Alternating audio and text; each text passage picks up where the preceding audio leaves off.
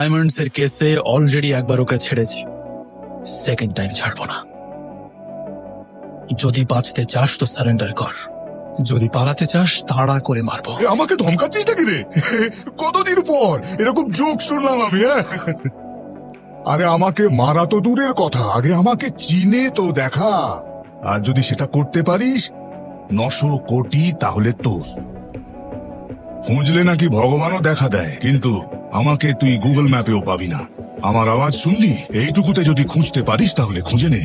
আওয়াজ শুনে মনে হচ্ছে তুই 60 বছরের নিচে কিন্তু বুড়ো। চেঁচালে হাঁপাস না, মানে 55 কাছাকাছি বয়স।